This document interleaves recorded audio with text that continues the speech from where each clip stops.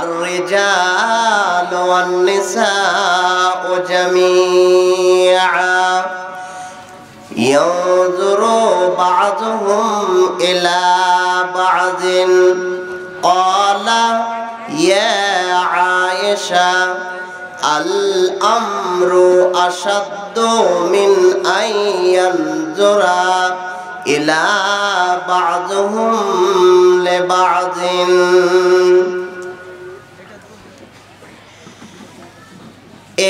মিছে দুনিয়ায় তুমি থাকবা কতদিন মিছে দুনিয়ায় তুমি থাকবা কতদিন হঠাৎ করে উঠবে বেজে চলে যাওয়ার দিন মিছে দুনিয়ায় তুমি থাকবা কতদিন দুনিয়ার মিছে মায়ায় আছো তুমি ডুবে একবার ভাবরি হাই চলে যেতে হবে দুনিয়ার মিছে মায়ায় আছো তুমি ডুবে একবার ভাবনি হাই চলে যেতে হবে কি হিসাব দিবে তুমি শেষ বিচারের দিন মিছে দুনিয়ায় তুমি থাকবা কতদিন মিছে দুনিয়ায় তুমি থাকবা কতদিন উপস্থিত আজকে এই মাদ্রাসা উপলক্ষে জালসার সভার সভাপতি সাহেব স্টেজে বসে থাকা আদার্স ওলামায়ে কেরাম সামনে বসে থাকা দিনদার ইমানদার আমার প্রাণের ভাই ও আব্বাজানেরা এক প্রান্তে বসে থাকা অবলা সরলা পর্দানাসীন আমার স্নেহের মা ও বোনেরা সর্বপ্রথম সেই মহান আল্লাহ রাব্বুল আলামিনের প্রশংসা করি আমিও করছি আপনারা করুন মহাব্বতের সাথে বলুন আলহামদুলিল্লাহ তারপর আমাদের ধর্মের গুরু ধর্মের নেতা মা আমেনার লাল মরুর দুলাল জনাবে মুহাম্মদ রাসূলুল্লাহ আল্লাহর ওয়াস্তে একটুখানি আওয়াজ দিয়ে দুইখানা ঠোঁট হেলিয়ে মহাব্বতের সাথে দুরূদ পড়ুন বলুন সাল্লাল্লাহু আলাইহি ওয়াসাল্লাম প্রিয় দিনী ভাই ও বাবাজিরা আপনাদের সামনে দুই জায়গা থেকে দুটি আয়াত এবং দুইখানা হাদিস পড়েছি সেই দিকে লক্ষ্য করে সময় সাপেক্ষে বিষয় ভিত্তিক কিছু আলোচনা করে আজকের মতো বিদায় নিয়ে নেব ইনশাআল্লাহ তবে আজকে আপনাদের সামনে কি মাজমুন কি টপিকের উপরে আলোচনা হবে যেহেতু আমার শ্রদ্ধেয় সাহেব ইঙ্গিত করেছেন সময়ের কথা 1 ঘন্টা তাহলে এদিক ওদিক কথা না বলে ডাইরেক্ট ভূমিকা লম্বা না করে হাদিস আর কোরআন থেকে 2-4টা কথা আরম্ভ করতে যাচ্ছি আজকে কি টপিকের উপরে আলোচনা হবে যেই টপিকটা প্রথমেই বলে দিই যেই বিষয়টা হচ্ছে কিয়ামতের অবস্থা কিয়ামতের অবস্থা আমাদেরকে এই পৃথিবী ছেড়ে চলে যেতে হবে এটা আমরা সবাই জানি জানি কি জানি না ভাই জানি তো সবাই জানি যে চলে যেতে হবে যেহেতু দুনিয়াতে একের পর এক কেউ আজকে কেউ কালকে কেউ দুদিন পর কেউ এরকম করে যাচ্ছে যেটা দুনিয়ার সিস্টেম আমরা দেখছি আমাদের মাঝে এমন একটা দিন আসবে যেই দিনটাতে আমাদেরকে একই সাথে সবাইকে চলে যেতে হবে সেটাকে কি বলা হয় কিয়ামত, সেই কিয়ামতের দিন আমাদের পাহাড় পর্বত নদী নালা যত যা আছে সব কিছু শেষ হয়ে যাবে, সেটাকে বলা হয় কিয়ামত। সেই কিয়ামত একদিন হবে আমাদের। বাবাজিরা, আজকে এই দুনিয়ার বুকে আমি আপনি সকলে খালি হাঁপাচ্ছি আর বেরিয়ে বেড়াচ্ছি তিনটা জিনিসকে আমরা বেশি বেশি করে ভালোবেসে নিয়েছি বলে। কি তিনটা জিনিসকে? এক নাম্বার, কি খাবো, কি আমরা খাবো, কি আমরা জমা করব, আর কতটা আমরা ইনকাম করব। এই তিনটা জিনিস ছাড়া অন্য কিছু ভাবি না, খালি খাওয়া আর ইনকাম করা আর জমা করা। আচ্ছা বাবাজিরা, আমি যে আপনাদের কাছে এসেছি, আপনারাও যে বসেছেন, সকাল হতে গেলে আপনারা সকাল হতে গেলে নিজের নিজের কাজে ব্যস্ত থাকবেন কি থাকবেন না? কয়েক মিনিট কথা বলেন, ব্যস্ত থাকবেন তো? এইবারে কি লাভ আমাদের হয়েছে, লাভটা দেখাবার জন্য বলছি। কি যে আমি যে এত টাকা ইনকামের জন্য ছুটে বেড়াচ্ছি, তো আমি যেই রকম বেড়াচ্ছি, তো বেড়াচ্ছি কার জন্য? তো উত্তরটা হবে, জবাবটা হবে যে মৌলভী সাহেব, আমরা ইনকাম করছি কার জন্য? কাউরের জন্য নয়, একটাই উদ্দেশ্য যে যত ইনকাম করব আমার ছেলে মেয়ে বউ বাচ্চা এরা সুখে খাবে বলে, এটাই না? তাহলে বাবাজিরা, আপনি আপনার ছেলের জন্য যেটা ভাবছেন যে কি জমা করব, কত ইনকাম করব, তাহলে আমার ছেলেরা সুখে খাবে, তাহলে আপনার তো ভাবনাটা কেউ ভেবেছিল? আপনিও তো কাউরির ছেলে ছিলেন, আপনার বাবাও তো সেটা আপনাদের জন্য ভেবেছিল। তাহলে লাভ কতটা আমাদের হয়েছে? যেমন আমার বাবা আমার জন্য, আপনার বাবা আপনাদের জন্য ভেবেছে, তেমন আমি আমার, আপনি আপনার ছেলে মেয়েদের জন্য ভাবছি, এটাই না বাবাজিরা?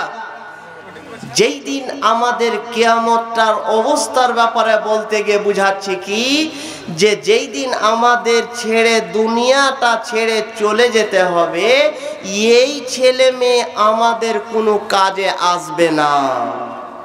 কোরআন দিয়ে আমি প্রমাণ করে দিব যে কাজে আসবে কি আসবে না।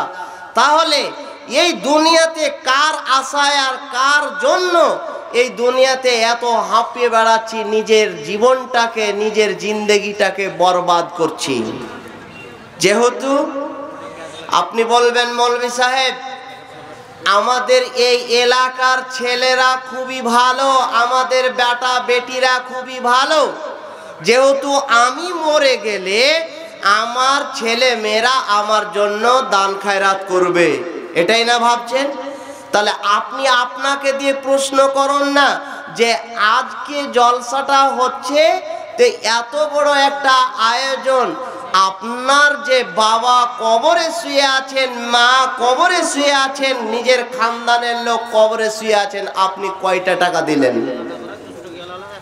তাহলে আস্তে আস্তে দুনিয়া খারাপ হচ্ছে, এটা তো আমরা সবাই বলি যে দুনিয়া খারাপ হচ্ছে। তাহলে দুনিয়াটা যদি খারাপ হয়, তাহলে আস্তে আস্তে দুনিয়াটা খারাপ হতে গেলে আপনি আপনাকে দিয়ে বিচার করুন না যে আজকে আমার খানদানের লোক কবরে শুয়ে আছে, আমি কতটা ভালো কাজ করছি, ভালো কাম করছি, এই ভালো কামের বিনিময়টা আমার কবরের খানদানের লোক পাচ্ছে, ওদের জন্য দোয়া করছি, কিছু করছি, তো আস্তে আস্তে আমার ছেলে মেয়েরা কি করবে? যার কারণে আজকের দিনে জেনে রাখুন, আজকের দিনে বেঁচে থাকতে থাকতেই আমাদের কিছু করে যেতে হবে। মরে গেলে আমাদের জন্য আশা করলে চলবে না যে আমার ছেলেমেয়েরা আমার জন্য কি করবে। তাই রাসূল সাল্লাল্লাহু আলাইহি ওয়াসাল্লাম কি বলছেন শুনেন, আল্লাহ রাসূল কি বললেন? আল্লাহ রাসূল বলেছেন, ইয়াউমা ইউবআসু কুল্লু আবদিন আলা মা মাতা আলাইহি। আমার রাসূল বললেন, কিয়ামতের দিনে মৃত্যুর আগা পর্যন্ত, তার মানে মৌলানারা বলেছিল তিন শ্রেণীর নেকি চলমান থাকে, কিয়ামত অবধি যেতে থাকে। তার মধ্যে হলো যখন মানুষ মরে যায়, মরে যেতে গেলে তিনটা আমল কিয়ামত অবধি যেতে থাকে। তার মধ্যে হলো নেক সন্তান, ভালো ছেলে, কোন জায়গাতে মসজিদ নির্মাণ করেছেন, এমন দান খায়রাত করেছেন যেটা আপনি চোখে দেখতে পাচ্ছেন। আমার ভাই জানেরা, আমি ওই দিকটা যাচ্ছি না। আমার রাসূল সাল্লাল্লাহু আলাইহি ওয়াসাল্লাম বললেন, যখন তোমরা দুনিয়াতে বেঁচে থাকবে, ওই বেঁচে থাকা অবস্থাতে তোমরা মনে করো এটা হচ্ছে ভালো কর্ম, এটা হচ্ছে ভালো কাজ, অতএব আমাকে বেঁচে থাকতে থাকতে ভালো কর্ম করে যেতে হবে। আমার রাসূল বললেন, কিয়ামতের দিন যেই দিন মানুষকে ওঠা হবে, তার আখেরি আমলটা, তার শেষ আমলটা কি আছে, ওই আমলটা তার উঠবে, ওই আমলটা কিয়ামতের দিন সে দেখতে পাবে। তাহলে আখেরি আমল মানে শেষ আমল। তাহলে ভালো কাজ করে যেতে হবে আমাকে কখন? বেঁচে থাকা অবস্থাতে। মনে করলে হবে না যে আমি এখন যা ইচ্ছা তা করি, আমার ছেলে মেয়েরা আমার জন্য করবে, এটা আশা করতে হবে না আমাদের। বাবাজিরা, ভালো আমল, তাহলে ভালো আমল কতটা আমরা জানছি, আর মন্দ খারাপ আমলগুলো আমরা জানছি। তাহলে আমি একটু বিষয়ের বাইরে একটু খালি টাচ করছি। খারাপ আমলের কথা যদি আমি বলি তাহলে সময়টা এদিকে কেটে যাবে, তাহলে অতটা আমি বলবো না। একটা খারাপের আমল যেটা আমাদের মাঝে এত বিস্তার লাভ করেছে, এত আমাদের কাছে চলে এসেছে যে আমরা কেউ বেঁচে নাই। তার মধ্যে একটা খারাপ আমল আপনাদেরকে আমি দেখাচ্ছি। কি একটা খারাপ আমলের মধ্যে? তাহলে প্রথমে আয়াত দিয়ে যখন আমি তর্জমা করে দেবো তো বুঝতে পারবেন যে কি খারাপ আমলটা। আমি নিজে থেকে একটাও কথা বলবো না ভাই, নিজে থেকে আমি একটাও কথা বলবো না আমার বাবা আর মা বোনেরা। এই আমলটা যে আছে খারাপ আমলটা একটু ভালো করে বুঝবেন, ভালো করে শুনবেন। আমার আল্লাহ রব্বুল আলামিন কি বলছেন? আমার আল্লাহ রব্বুল আলামিন বলেন, ইয়া আইয়ুহাল্লাযীনা আমানুত্তাকুল্লাহা ওয়া আযারু মা বাকিয়া মিনার রিবা ইন কুনতুম মুমিনিন।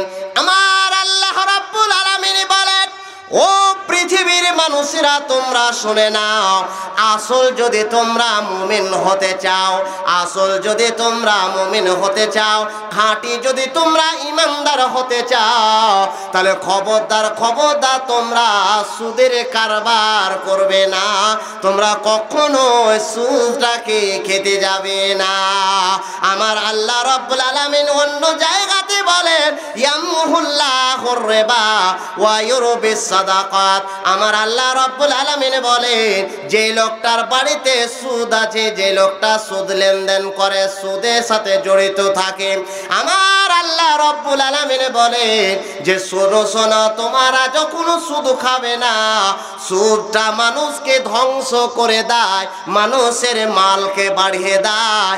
ওয়া ইউরবিস সাদাকাত, যখন 10 টাকা 20 টাকা 100 টাকা 5,000 টাকা দান করে দেয়, ওই দানটা আল্লাহ রাব্বুল আলামিন বাড়িয়ে দেন। আমার ভাইজানেরা, তাহলে বুঝা গেল এতটাই, সুদটা এমন একটা জিনিস যে সুদটা খেতে গেলে মাল কমে যায়, আর দান করতে গেলে মাল বাড়ে। তাহলে আমরা দুনিয়াতে যে সমস্ত মানুষগুলোকে দেখতে পাচ্ছি যে যারা সুদের সাথে জড়িত আছে, যারা সুদের সাথে লেনদেন করেছে, যারা সুদের কারবারি করে, তাদের বাড়ি 1 তলা ছিল, 2 তলা হলো, 3 তলা হলো, তাদের দামি থেকে আরো উন্নত মানের গাড়ি হলো, বাড়ি হলো, সব হলো। আর যেই লোকটি শুধু খায় না, ওই লোকটি আগে বাড়তে পারে না, ওই লোকটা কোনো সময় বড় জায়গাতে, সে জায়গাতে যেতে পারে না। তাই না ভাই? বুঝতে পেরেছেন আপনারা? তো বুঝতে পারছেন? হ্যাঁ না বলেন? সুদটা যদি খায় মানুষ, তাহলে রব্বুল আলামিন বলছেন যে সুদটা এত খাতারনাক যে সুদটা মানুষকে ধ্বংস করে দেয়, মালটাকে কমিয়ে দেয়। আর দান এমন একটা জিনিস যে দানটা মানুষের মালকে বাড়িয়ে দেয়। কোরআনে তর্জমাটা উল্টা যদি করি তো আপনারা নেই বলবেন যে মৌলভী সাহেব আপনি কি বলছেন না বলছেন আমরা তো আরো বুঝতে পারি না, তো মৌলানারা কি ছাড়বে ভাই? মৌলানারা ছাড়বে না। তাহলে পারে এই দুনিয়াতে আমরা দেখছি যারা যারা সুদের সাথে জড়িত আছে তারা বেশি সুখে আছে, যারা সুদের সাথে জড়িত নাই ওরা টিম টিম টিম টিম করে জ্বলছে, না জ্বলে না? আমার ভাইজানেরা, মনে হচ্ছে আমাদের যে যারা সুদ খাচ্ছে তারা সুখে আছে, জিনা সুখে নেই রে বন্ধু। পৃথিবীর বুকে কোনো একটা মানুষকে দেখতে পাবেন না যে লোকটা নিজেকে বলবে আমি খুব সুখী আছি। যদি আপনি আপনার গ্রামের কোনো একটা লোককে বলেন, মাওলানার মুখ থেকে শুনেছি যখন জালসা করেছিল তখন বলেছিল সবাই আমরা নিজে ব্যস্ত আছি। তাহলে ভাই তোমাকে আপনি দেখতে পাচ্ছি তুমি একটা মাস্টার মানুষ, মাওলানা মানুষ, হাজি মানুষ, তুমি একটা পয়সাওয়ালা মানুষ, তুমি বলো তো সুখে আছো কিনা? আমার গ্রামের মধ্যে সব থেকে বেশি পয়সা তোমার, বলো। ওই লোকটা আপনাকে বলে দেবে যে আমি সুখে আছি, আমার চেয়ারে এসে বস, তাহলে কত আমি টেনশনে আছি, কত আমি কষ্টে আছি, তাহলে বুঝতে পারবে। আমার ভাইজানেরা, যার দুনিয়াতে মাল আছে সে টেনশন করছে, আর যার কম আছে সেও টেনশন করছে। যদি আপনি বলুন তাহলে কেউ এরকম বলতে পারবে না যে আমি সুখে আছি, যেহেতু নিজে কাজে ব্যস্ত আছে।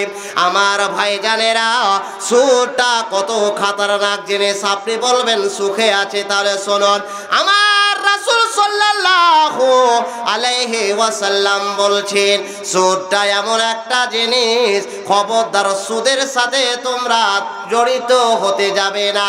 আমার রাসূল বললেন লাআনার রাসূলুল্লাহ সাল্লাল্লাহু আলাইহি ওয়াসাল্লাম, আমার রাসূল বললেন লাআনা আকলার রিবা ওয়া মুকিলাহু ওয়া শাহিদাহু ওয়া কাতিবাহু ওয়া কালা লাহুম সাওয়াহুন।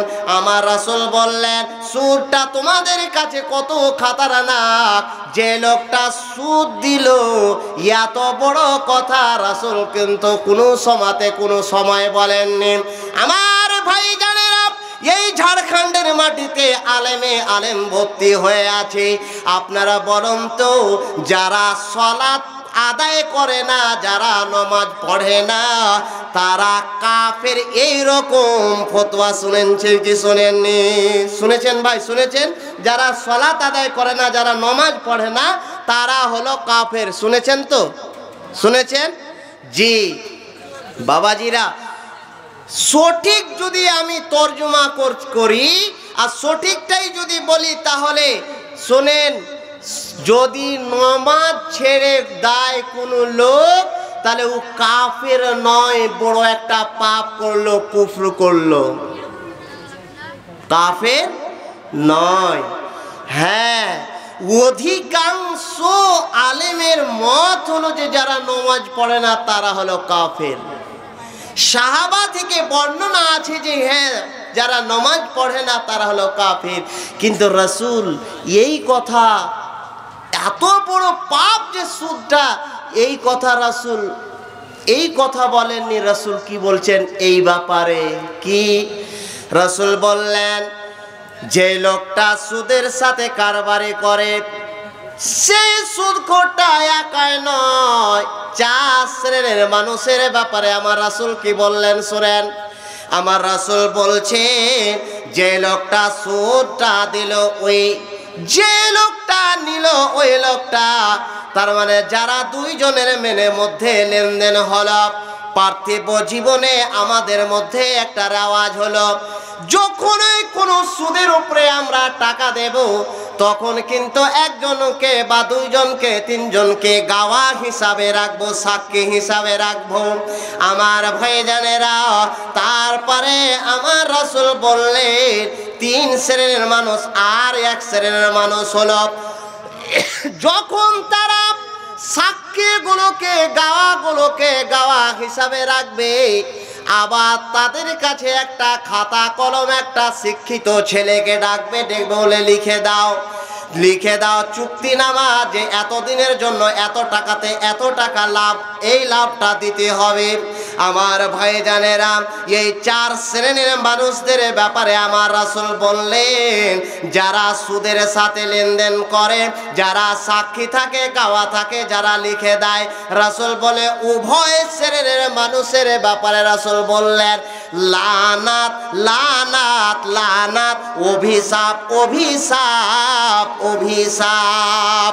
আমার ভাইজানেরা, সুদটা কত খতরনাক জিনিস, কত বড় পাপ।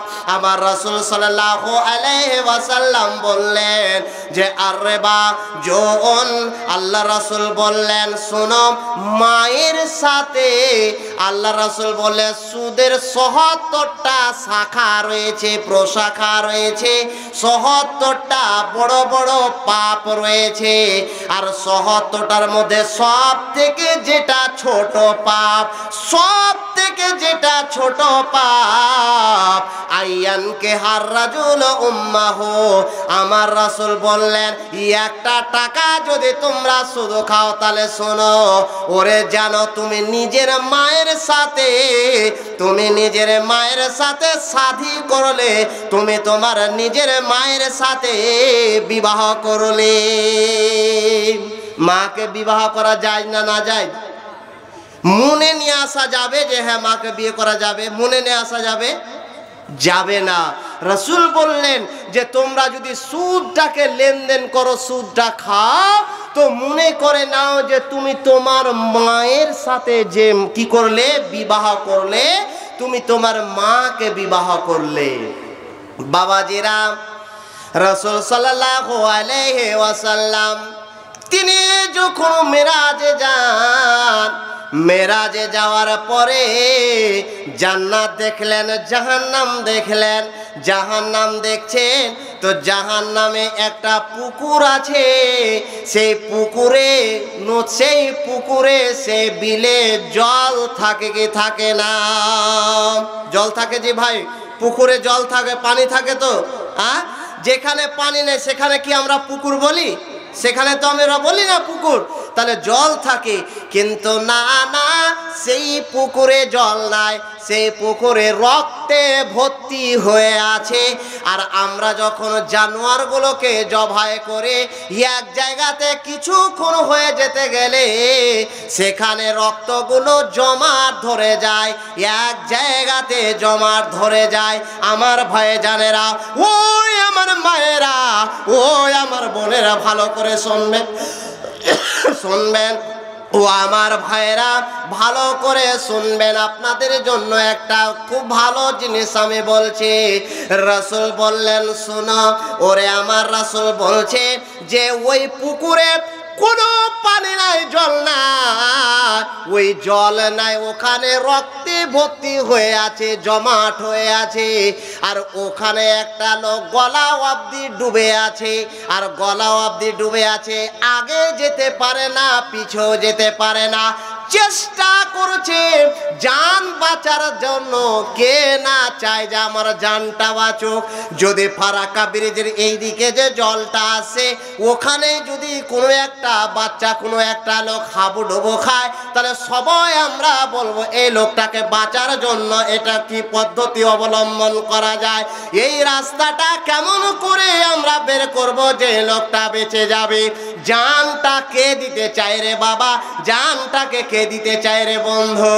আমার রাসূল সাল্লাল্লাহু আলাইহি ওয়াসাল্লাম বলছেন যে আমি যেটা দেখলাম, ওই লোকটা একবার আগে দিকে যাচ্ছে, পিছে দিকে যাচ্ছে, আসার চেষ্টা করছে পুকুরের কান্দাতে, কিন্তু আসতে পারে না। আমার রাসূল জিবরিলকে বললেন, মান হাউলা ইয়া জিবরিল, হে জিবরিল বলো তো এইরকম কেন হচ্ছে? সেই লোকটা যে লোকটা আগেও আসতে পারে না পিছনেও যেতে পারে না, এই লোকটা চেষ্টা করছে আগে আসা, তো কেন আবার পিছনে চলে যাচ্ছে? আমার রাসূলকে উত্তর দিলেন জিবরিল, ইয়া রাসূলুল্লাহ, হে আল্লাহ পাকের রাসূল শুনেন, ওই যে দেখছেন ওই যে নদীর ধারে পুকুরের পাশে একটা লোক দাঁড়িয়ে আছে, ওই লোকটার দেখুন আপনারা বেশি করে বুঝবেন, যেহেতু আপনাদের এলাকায় পাথরের বেশি চাষবাস হয়, বিশাল বড় পাথর, ওই পাথরখানা এইরকম ভাবে ধরে আছে। ওই লোকটা যখন কিনারায় আসার চেষ্টা করে, ওই লোকটা যখন কান্ধাতে আসে, কপ করে সে পাথরখানা তার মাথার উপরে নিক্ষেপ করে দেওয়া হয়। ওই পাথরখানা তাকে আঘাত করা হয়, ওই পাথর দেখে তাকে মারা হয়। আর যখন তার মাথার উপরে পাথরটা পড়ে যায়, তখন আবার সেই যে এখানে যাওয়ার ওখানে চলে যায়। আমার ভাইজানেরা, আমার বাবাজিরা, আমার রাসূল বললেন এইরকম তাদেরকে শাস্তি হচ্ছে কেন? আল্লাহ রাসূল বললেন, কি এরা পাপ করেছিল, এরা কি ভুল করেছিল যার কারণে এরকম শাস্তি হচ্ছে? আমার রাসূলকে বললেন, ওরে আমার রাসূলকে উত্তর দিলেন আল্লাহর রাসূল শুনেন, জিবরিল আমার রাসূলকে বললেন যে কিসের জন্য এই পুকুরটাতে রক্তে ভর্তি হয়ে আছে?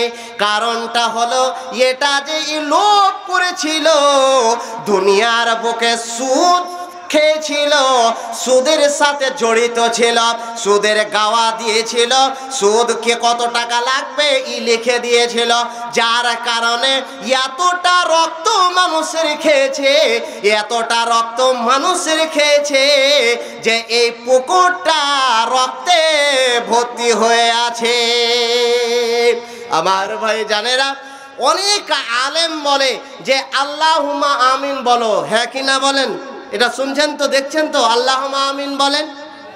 জি, আল্লাহুম্মা আমিন নয়, আমার যদি বলাটা ভুল হয়, আমার শ্রদ্ধেয় শেখ আবু তাহের সালাফি সাহেব আপনাদের মাঝে আছে, জিজ্ঞেস করে নেবেন। আল্লাহুম্মা আমিন নয়। যখন ইমাম আপনাদের কাছে সূরা ফাতিহা পড়ছে, তো আল্লাহুম্মা আমিন পড়ছেন না আমিন বলছেন? বলুন কোনটা? আমিন বলছেন। তাহলে আমিন ওখানে যখন বলছেন, তাহলে এখানে কেন আল্লাহুম্মা আমিন? আল্লাহুম্মা আমিন নয়, বলতে হবে আমিন। আমার ভাইজানেরা, যখন পাথর দিয়ে আঘাত করা হয়, যখন পাথর দিয়ে তাকে মারা হয়, তখন সাইডে জিবরিল বলছে আমি দাঁড়িয়ে আছি।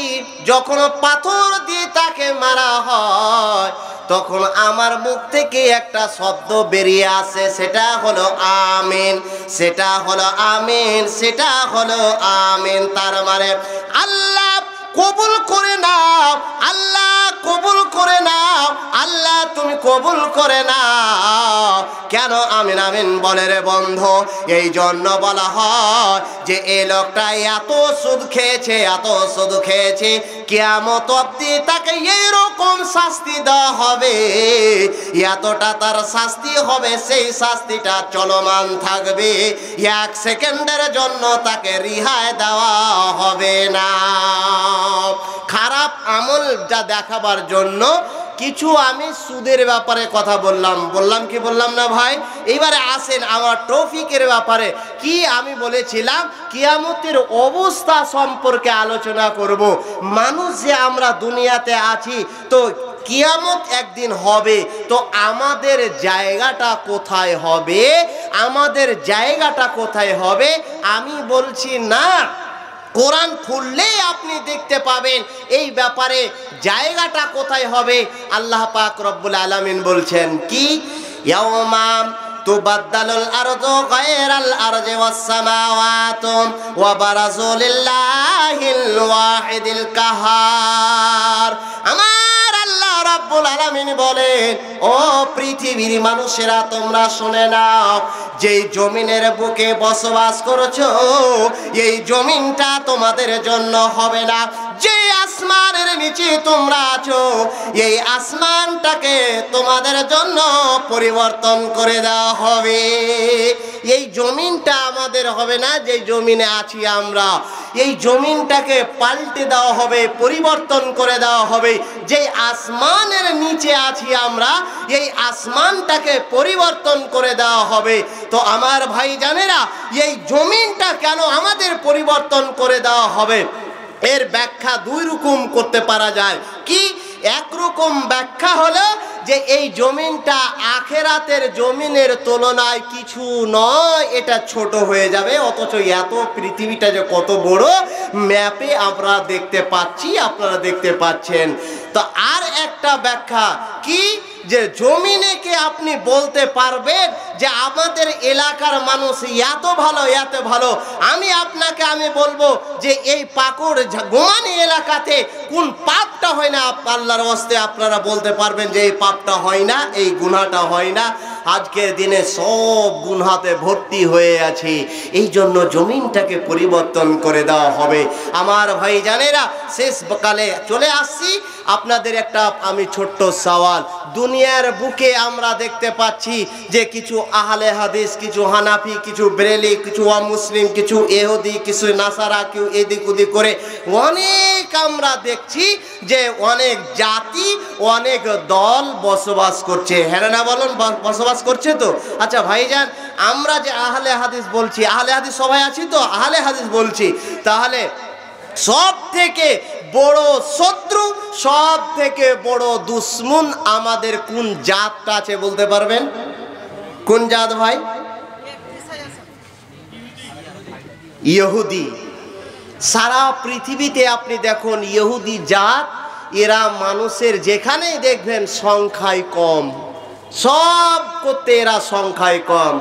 কিন্তু যেই আমরা ফেসবুকে আর ইউটিউবে ফিলিস্তিন আর ইসরায়েলের আজকে দেখছি কি দেখি না ঘটনা বলে আমি আপনাদের কাছে ত্যক্ত ব্যক্ত হব না আর দিব না। আমি শুধু উদাহরণ দেওয়ার জন্য আমি দিলাম কি, যে ইহুদি জাত বসবাস করছে, এরা সংখ্যায় কম। সব থেকে বড় দুশ্মন মুসলমানদের যদি থাকে, অমুসলিম নয়, কোনো হিন্দু আমার ভাই নয়, যতটা আমাদের ক্ষতি করছে এই ইহুদি জাত। স্টেট ব্যাংকে প্রায় আশা করি অ্যাকাউন্ট খোলা আছে, আছে না নাই? আছে। এই স্টেট ব্যাংকের মেন ভূমিকা পালন করছে, যত মালিকানা করতে হয় সব মালিকানা করছে কারা? নালে এই ইহুদি জাতেরা। আমার ভাইজান, ইহুদির একটা বড় আলেম আমার রাসূলকে প্রশ্ন করলেন, আসসালামু আলাইকা, হে আল্লাহ পাকের রাসূল, এতগুলো জনসংখ্যা দুনিয়ার বুকে বসবাস করছে, শুধু গুমানি এলাকাতে নয়, এই গুমানি এলাকাতে বাজার গেলে বুঝতে পারা যাবে কত মানুষের ঠেলাঠেলি, কত হোড়াহোড়ি, কত গোতাগতি, যদিও প্যান্ডেলে না থাকে। আমার ভাইজানেরা, আপনি সকালবেলায় যখন আপনি শিয়ালদাতে যখন আপনি নামবেন, তখন দেখবেন কত হোড়াহোড়ি, মনে হচ্ছে দুনিয়ার মানুষটি এখানে আছে। আপনি যে কোনো বড় স্টেশনে, হাওড়া, দিল্লি, পাঞ্জাব ইত্যাদি ইত্যাদি হোক, ওখানে যদি দেখেন তাহলে সেখানে হোড়াহোড়ি, দুনিয়াতে কত মানুষ আছে। আর শুধু ভারতবর্ষ নয়, হাজার হাজার কোটি কোটি লক্ষ লক্ষ দুনিয়াতে মানুষ আছে। ওই ইহুদি বলছে এই জমিনটাকে যদি পরিবর্তন করে দেওয়া হয়, আসমানটাকে যদি পরিবর্তন করে দেওয়া হয়, তাহলে মানুষের জায়গাটা কোথায় হবে? আমার রাসূল সাল্লাল্লাহু আলাইহি ওয়াসাল্লাম বললেন, ও ইহুদি আলেম, তুমি শোনো, ভালো করে শোনে না, ও ইহুদি আলেম তুমি শোনো। আর ইহুদি আলেমকে জবাব দেওয়া, উত্তর দেওয়া মানে সারা পৃথিবীর মানুষকে উত্তর দিয়ে দেওয়া। আমার ভাইজানেরা, হাদিসের ভাষাতে একটা শব্দ এসেছে পুলসেরাত। পুলসেরাত কাকে বলা হয়? পুলসেরাত বলা হয় বড় বড় ব্রিজগুলোকে। যেমন আমরা একটা বড় ব্রিজ দেখছি, ফারাক্কা ব্রিজ, যেমন আপনারা দেখছেন, আমিও দেখছি, হাওড়া ব্রিজ হলো একটা বড় ব্রিজ। আমার ভাইজানেরা, ওই জাহান্নামের উপরে রাখা আছে ওই ব্রিজটাকে। আজকে আমরা যারা যারা এখানে বসে আছি, গাড়ি ড্রাইভার, 12 চাকার ড্রাইভার, আল্লাহর ওয়াস্তে বলুন তো, ওরে 20 মিটারে আপনি গাড়িটা চালাচ্ছে, ব্রিজের উপরে যখন উঠছে লাইটটা অফ করছেন কি করেন না? তার মানে যত গাড়ি ওই ব্রিজের উপর দিয়ে যাচ্ছে দেখবেন লাইটটা অফ থাকে। আমার ভাইজানেরা, কেন লাইটটা অফ থাকে? এই জন্য যে উপর থেকে লাইটটাকে দেওয়া আছে ব্রিজগুলোতে, যার কারণে দেখতে পাওয়া যায় আলো আছে ওখানে। ব্রিজের নিচে আলো দেওয়া আছে বলে দেখতে পাই এই জায়গাটা ঝোনহাক হয়ে আছে, আলো হয়ে আছে। আমার রাসূল সাল্লাল্লাহু আলাইহি ওয়াসাল্লাম বলছেন, ওই জায়গাতে এমন সেই পুলসিরাত, সেই বড় ব্রিজ, এত বড় ব্রিজ, ওই জায়গাটার নিচে মানুষগুলো বসবাস করবে, নিচে থাকবে। ওই জায়গাতে রে বন্ধু কোনো আলো থাকবে না, কোনো ঝোনহাক থাকবে না। কেন ওই জায়গাতে আলো থাকবে না, কেন ঝোনহাক থাকবে না? আমার আল্লাহ রাব্বুল আলামিন বলছেন, লাহুম ফিহা যাফিরুন ওয়া হুম ফিহা লা ইয়াসমাউন। আমার আল্লাহ রাব্বুল আলামিন বলছেন, ওই জায়গাটা কেন অন্ধকার হয়ে থাকবে? ওই জায়গাটা কেন অন্ধকার হয়ে থাকবে? আচ্ছা ভাইজান, জেনারেল বগিতে আপনারা উঠেছেন, যারা কাজ করতে গিয়েছেন বাইরের রাষ্ট্রে, জেনারেল বগিতে উঠেছেন তো? উঠেছেন? জেনারেল বগিতে উঠতে গিয়ে কত কষ্ট করতে হয়, কত হুড়াহুড়ি গুতাগুতি হয় কি হয় না ভাই? হয়। হ্যাঁ, ওই সময়খানে কি মুখ খোলে না? আপনারা, আমি খারাপ ভাষা ইউজ করব না, যেহেতু এতগুলো মোবাইল রাখা আছে, আপনারা সবাই চালাক, সবাই জানছেন যে কীরকম গালিগুলো আমরা দেওয়া দেওয়ি করি। তো আমি সাধারণ এতে বলি, হবে কে এরকম করে ঠেলছিস? ও কইছে আমাকে ঠেলছে, তো আমি কি করব? ও কইছে আরে ও তো আমাকে ঠেলছে। তো ঠেলনেওয়ালা তো কেউ আছে, আছে কি না? এই হুড়াহুড়ি গুতাগুতি, এই হুড়াহুড়ি গুতাগুতি করতে করতে সকালবেলায় আপনি হাওড়াতে নেমে গেলেন, হ্যাঁ কিনা বলুন? আমার ভাইজানেরা, আমার আল্লাহ রাব্বুল আলামিন বলেন, ও পৃথিবীর মানুষ, তোমাদেরকে পুলসিরাতের নিচে অন্ধকার রাত্রে অন্ধকার জায়গাতে কেন রাখা হবে তোমরা জানো? ওই সময়খানে আগে তোমাদেরকে বলা হয়েছিল, তোমাদেরকে আগে বলা হয়েছিল কিয়ামতের অবস্থা এইরকম, এত খাতারনাক, এত বড়, অতএব তুমি ভয় করো। কেন তুমি ভয় করো না? তুমি যেই রুটে চলার ওই রুটে চলতে।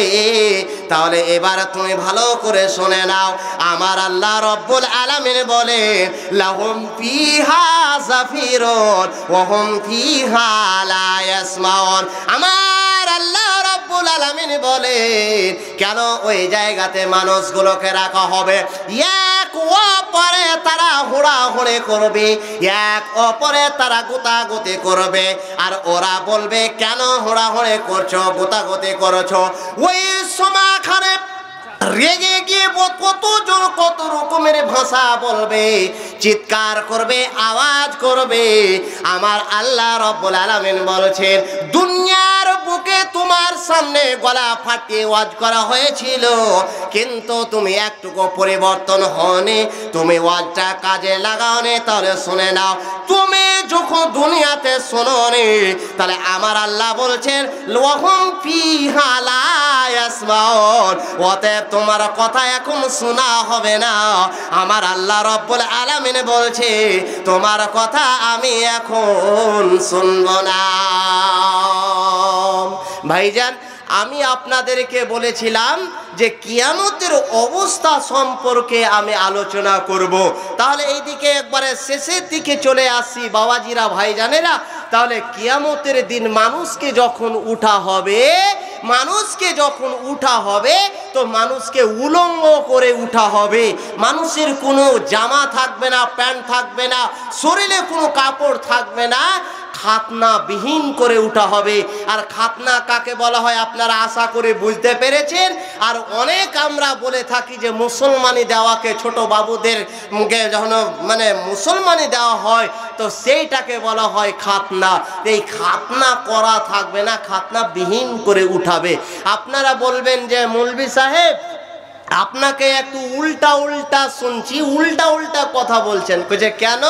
কইছে দুনিয়াতে সব মৌলানারা বলে যে পর্দা করো পর্দা করো পর্দা করো, তো দুনিয়াতে মানে পর্দা করতে আদেশ আছে, আর আখেরাতে আসল জায়গাতে ফের আমাদেরকে উলঙ্গ করে উঠাবে। প্রশ্নটা বুঝতে পেরেছেন?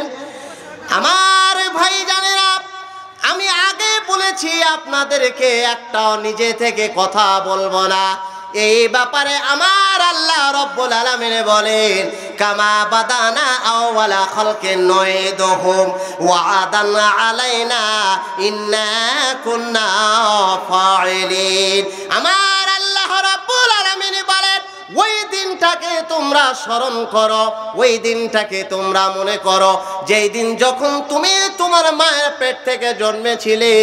তো তুমি যখন জন্মেছিলে কয়টা তোমার জামা ছিল, প্যান্ট ছিল, কয় জোড়া তোমার স্যান্ডেল ছিল, জুতা ছিল, চাপ্পাল ছিল, তোমার খাতনা করা ছিল কি ছিল না, ওই দিনটা তুমি স্মরণ করো।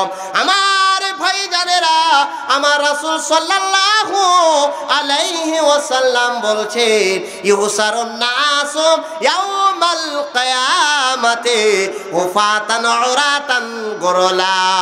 আমার রাসূল বললেন, কিয়ামতের দিন মানুষকে উঠা হবে উলঙ্গ অবস্থাতে, খালি পায়ে মানুষকে উঠা হবে খাতনাবিহীন করে। আমার ভাইজানেরা, যেমন আপনাদের প্রশ্ন হলো, সওয়াল হলো যে দুনিয়াতে পর্দা করার হুকুম আছে, আর আসল জায়গাতে আখেরাতে আখেরাতে আমাদেরকে এইরকম করে উঠাবে। যেমন আপনাদের প্রশ্ন সওয়াল হওয়া স্বাভাবিক, এইরকম ভাবে প্রশ্ন এইরকম ভাবে সওয়াল করলেন মা আয়েশা সিদ্দিকা রাদিয়াল্লাহু তাআলা আনহা। আল্লাহর নবীকে বলছেন, কুলতু ইয়া রাসূলুল্লাহ, হে আল্লাহ পাকের রাসূল, আর রিজাল ওয়ান নিসাউ জামিয়া, কিয়ামতের দিন তো একই জায়গাতে নারী থাকবে, একই জায়গাতে পুরুষ থাকবে, একই জায়গাতে একই মাঠে নারীরা থাকবে, মেয়ে ছেলেরা থাকবে, আর পুরুষেরা থাকবে। তাহলে উভয় তো দেখা দেখি করবে, এক অপর দিকে দেখা দেখি করবে। আসে কি আসে না প্রশ্ন? দেখা দেখি করবে কি করবে না ভাই? জি। তো ওই দিনটা কেমন হবে ইনশাআল্লাহ বলবো। আল্লাহর রসুলের হাদিস দিয়ে তাহলে বিশ্বাস হবে যে দেখতে পাওয়া যাবে, কিরকম হালাতে দেখতে পাবো কি পাবো না, চোখটা যাবে কি যাবে না। চমৎকার হাদিস ইনশাআল্লাহ আপনাদেরকে বলবো।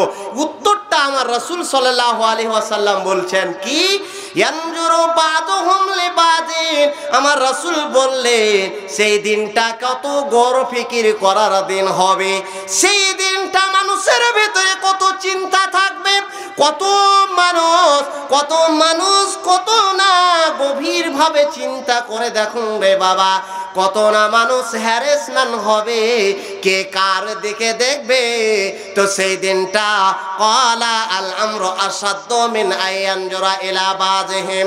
আমার রাসূল বললেন, সেই দিনটা এমন হবে যে কে কার দিকে দেখবে দেখার সময় পাবে না। আপনি বলবেন যে মৌলভী সাহেব এটাও একটু উল্টা উল্টা লাগছে। কইছে কেন? কইছে দুনিয়াতে সকাল হতে গেলে তো আমি কাজ করব, তো এই কাজের ফাঁকে ফাঁকে তো একটা বেটি ছেলে সামনে পড়ে গেলে না দেখলে আর খালি মনটা লুলুপুতু করে যে মোবাইল নাম্বারটা লি। তো এইরকম দুনিয়াতে তো থামতে পারি না, ওইখানে তো শুধু বসে থাকা আর বসে থাকা, তোর কোনো কাজ নাই, চিন্তা নাই, ভাবনা নাই, কিছু নাই। তাহলে ওইখানে না দেখে কি আর চোখটা নিচে দিকে মুড়ি করে সব সময় থাকে? জি মৌলভী সাহেব আসছে কি আসে না? আপনাকে কি উদাহরণ দিলে আপনি বুঝতে পারবেন যে হ্যাঁ দেখার সময় পাওয়া যাবে না? তো বাবাজিরা একটা ছোট্ট কথা বলি, আপনাদের এখানে রেশনে মাল দেয় সরকার থেকে, দেয় কি দেয় না? দেয়। তো আধার লিঙ্ক দিয়ে না কি দিয়ে? আধার লিঙ্ক। তো আধার লিঙ্ক ছাড়া কি মাল পাওয়া যায়? যায় না। আলহামদুলিল্লাহ, আপনার বাড়ির পড়োশি, আপনার বাড়ির সাইডের একটা মহিলা বাচ্চা কোলে করে গিয়েছে, আর বাচ্চা কোলে করে গিয়ে বাচ্চাটা কাঁদছে, আর আপনি ওখানে দাঁড়িয়ে আছেন। আল্লাহর ওয়াস্তে বুকে হাত দিয়ে বলুন তো আপনার মন কি খুলেছে? বুকে হাত দিয়ে বলবেন সত্য কথা, যে মন কি বলেছে যে এ ডেলার এই বেটি ছেলেটাকে আগে দে দাও, আর লিঙ্কটা করে দাও। মনে মুখ থেকে কথা বেরিয়েছে, বলছে মুখ থেকে বাইর হতো দূরের কথা, ডেলারের কাছে লিঙ্ক করতে গেলেই পারির চোখটা আর নিচে থাকে না, চোখটা বড় বড় হয়ে যায়। কইছে কেনা? কইছে খালি দেখে থাকি ডেলারের দিকে। যে ওকে বলি দিয়েছি আগে আগে একটা বেটা ছেলে আর একটা বেটি ছেলে, একটা বেটা ছেলে একটা বেটি ছেলে, সিরিয়াল অনুযায়ী তুমি লিঙ্ক করো। যদি একটা বেশি দিয়ে দেয় তো কি হবে? কইছে ডেলার তোর মাল দেওয়ার ঢং শিখিয়ে দিব, নাহলে তুই সিরিয়াল অনুযায়ী সুন্দর করে দে। যে একটা ঘন্টা আপনার বরদাস্ত আমার বরদাস্ত হয় না।